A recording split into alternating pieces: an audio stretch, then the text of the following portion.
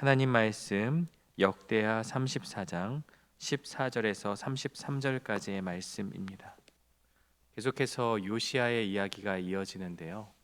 므낫세의 55년, 아몬의 2년, 합 57년에 하나님의 말씀은 철저히 외면당했고 영적인 암흑기를 지나왔는데요.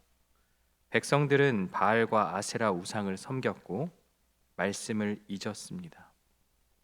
여호와의 말씀 율법책은 성전의 구석에 방치되었고 먼지가 쌓여 있었으며 사람들의 기억 속에서 완전히 사라지게 돼요.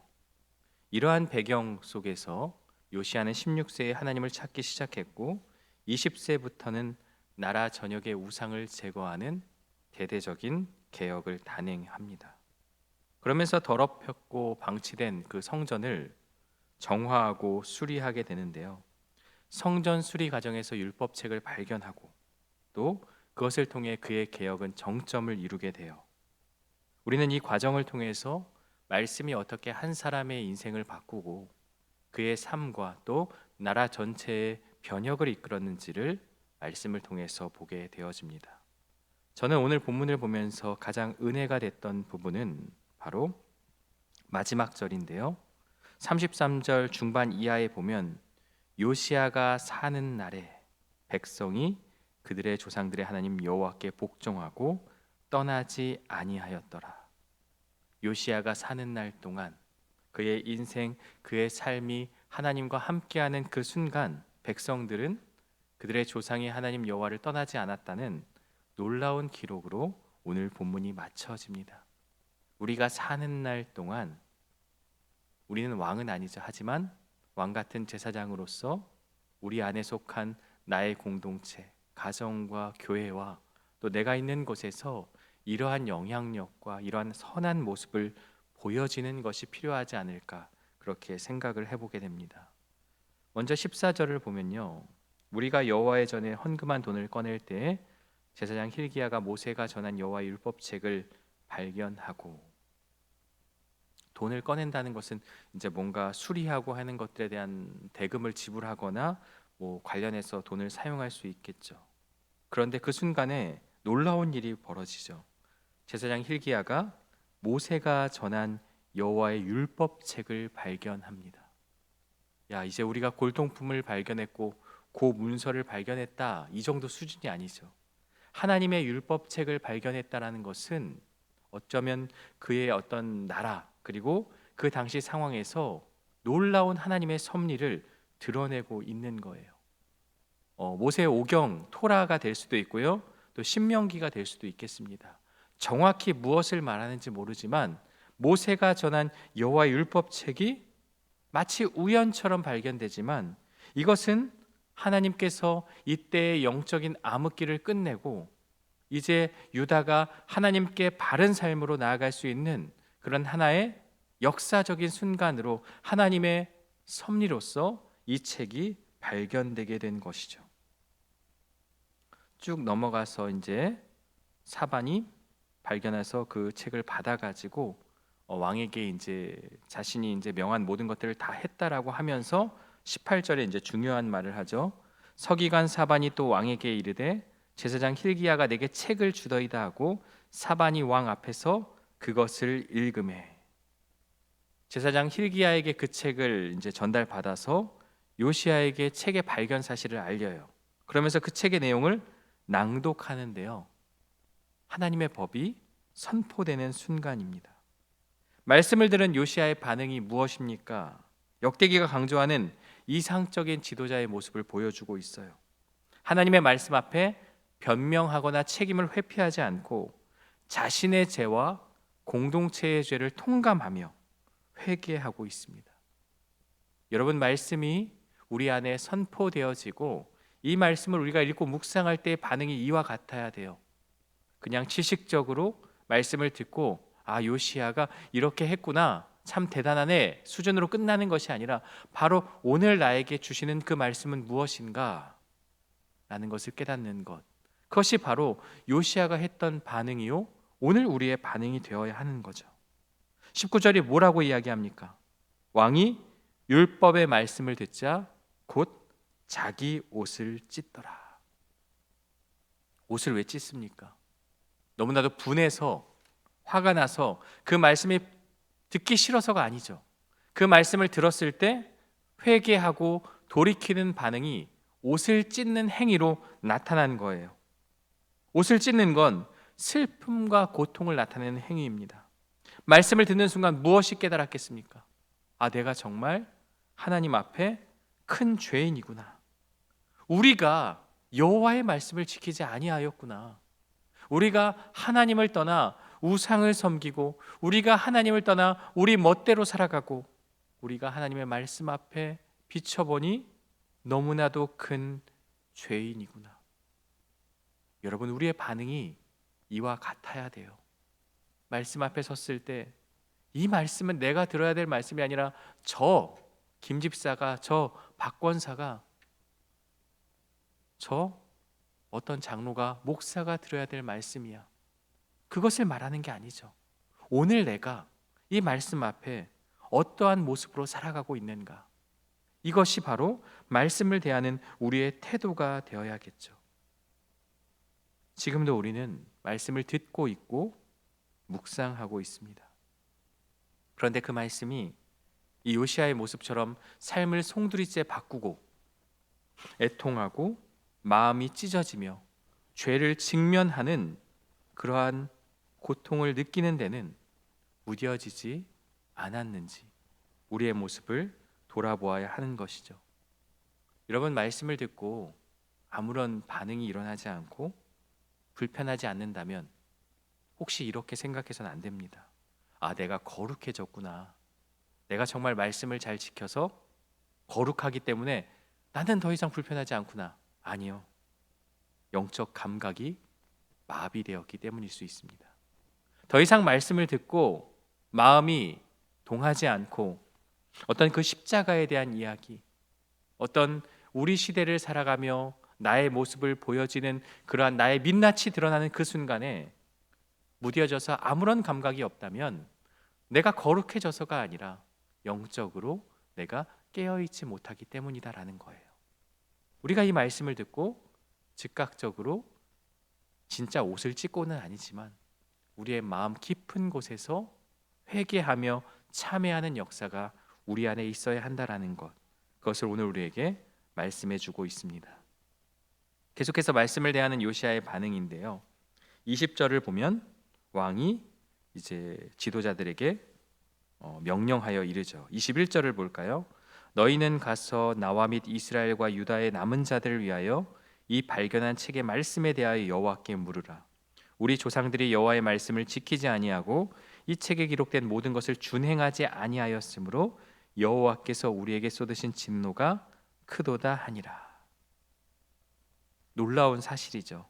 기록된 말씀에 대하여서 여호와께 물으라고 명령합니다. 아마도 이 말씀을 해석하고 풀어줄 수 있는 선지자 혹은 지도자에게 가서 그 말씀의 내용이 무엇을 뜻하는지를 알고자 하는 그러한 요시야의 열정이죠. 그러면서 21절에 나와 및 유다의 남은 자들을 위해서 말씀을 지키지 않은 공동체 전체의 책임으로 인식하고 있습니다. 말씀을 지키지 않았기 때문에 지금 이 일이 일어났다. 우리가 말씀을 준행하지 아니하였기 때문에 우리에게 쏟으신 진노가 크도다라고 고백하고 있어요. 지금 유다가 겪는 이 고난과 아픔이 하나님의 말씀을 지키지 않은 그러한 것이라는 것을 깨닫고 그것을 정확하게 진단하는 신학적인 통찰을 요시야는 보여주고 있어요. 말씀을 쭉 들었더니 지금 우리가 겪는 고난과 고통의 모든 문제가 하나님의 말씀을 지키지 않은 것에 있었구나 라는 것을 보여주고 있어요. 22절을 보면 이에 hil기야 왕이 보낸 사람들이 여선지자 훌다에게로 나아가니 쭉 넘어가서 그들이 그에게 이 뜻을 전하매 요시야의 신하들이 찾아간 사람은요, 당대 유력한 남성 예언자가 아닙니다. 여선지자 훌다에게로 인도합니다.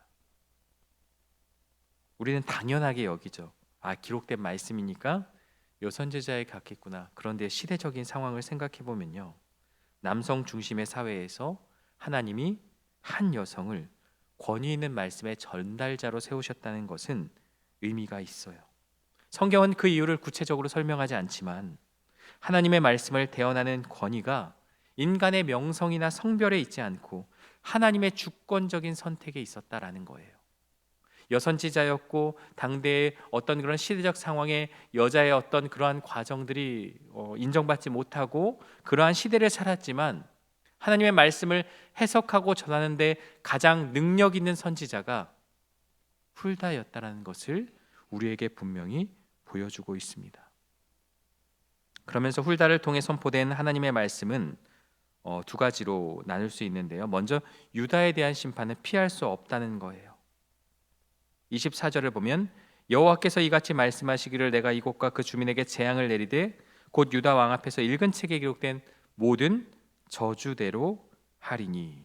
25절 이는 이 백성들이 나를 버리고 다른 신들에게 분향하며 그러므로 나의 노여움을 이곳의 소돔에 꺼지지 아니하리라 하라 하셨느니라.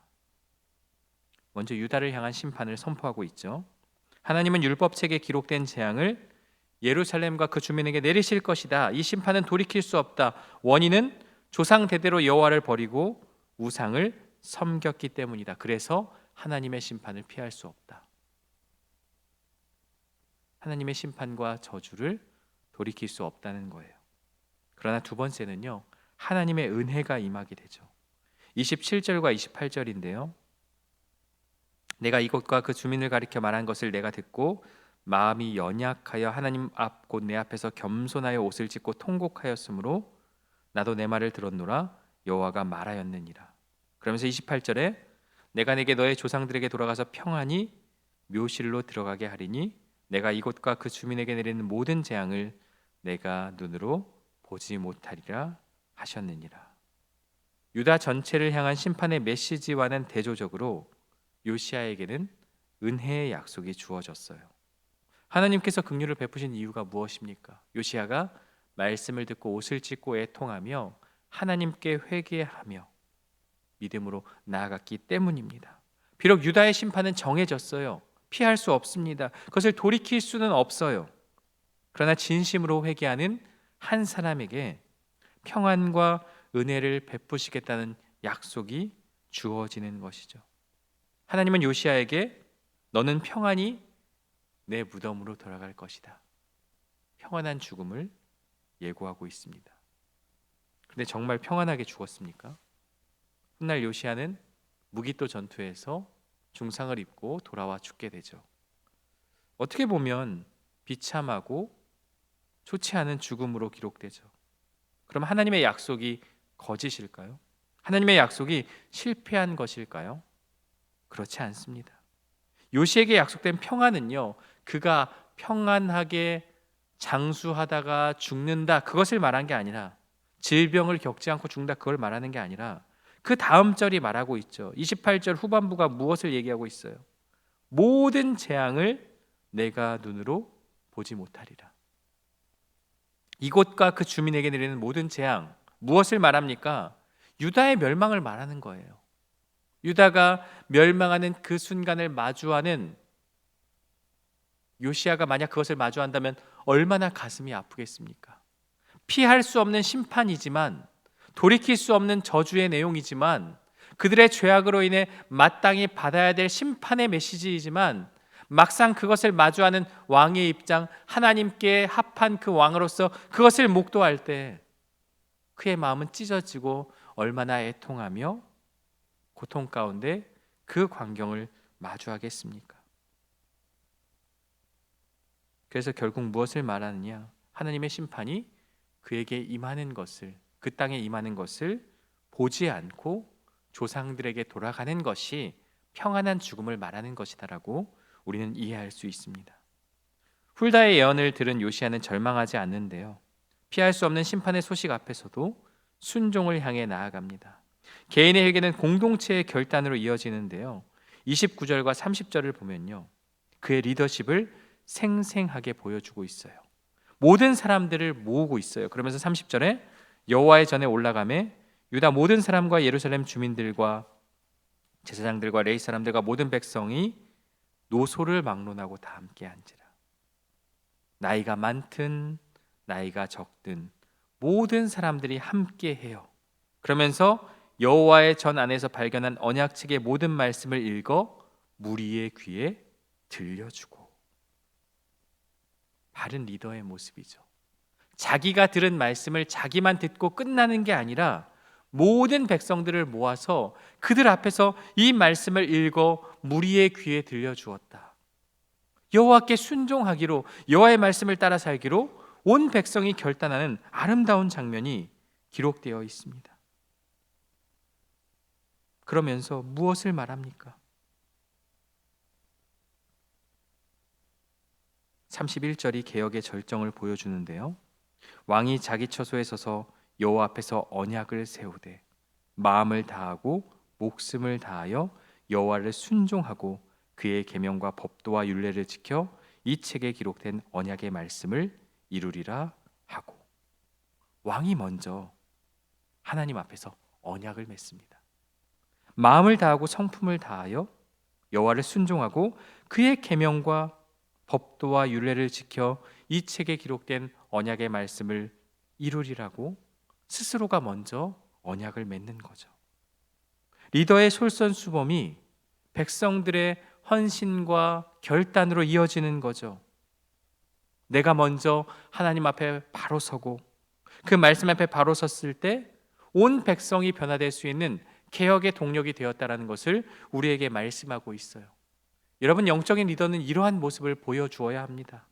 전쟁터에서 어떤 장군이 야 나가서 싸우자라고 하고 본인은 살기 위해서 뒤로 빠진다면 군사들도 똑같이 도망칠 것입니다. 그러나 죽음을 각오하고 나를 따르라고 명령하며 그 전쟁터 앞에서 나아간다면 백성들도, 그 군사들도 싸움에 임할 수 있는 거죠. 마찬가지입니다. 우리가 먼저 말씀 앞에 바로 서고 그 말씀 앞에 깨어 있을 때 내가 속한 공동체 안에 변화가 일어날 수 있는 거예요.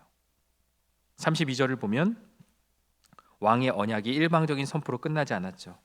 예루살렘과 베냐민에 있는 자들이 다 여기에 참여하게 하며 예루살렘 주민이 하나님 곧 그의 조상들의 하나님의 언약을 따르니라.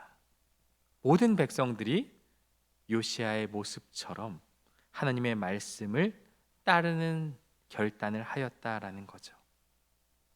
역대기 저자는 열왕기서의 기록과 달리 백성들의 자발적인 참여를 의도적으로 부각함으로써 진정한 부흥은 지도자의 결단으로 끝나는 것이 아니라 백성들의 순종이, 공동체의 순종이 결합될 때 일어나는 것을 우리에게 보여주고 있습니다.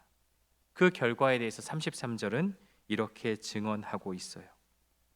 이와 같이 요시야가 이스라엘 자손에게 속한 모든 땅에서 가증한 것들을 다 제거하여 버리고 이스라엘의 모든 사람으로서 그들의 하나님 여호와를 섬기게 하였으므로 요시야가 사는 날에 백성이 그들의 조상들의 하나님 여호와께 복종하고 떠나지 아니하였더라. 한 리더의 헌신, 한 사람의 진실한 결단과 헌신이 세대 전체에 영향력을 미쳤다라는 것을 보여주고 있어요.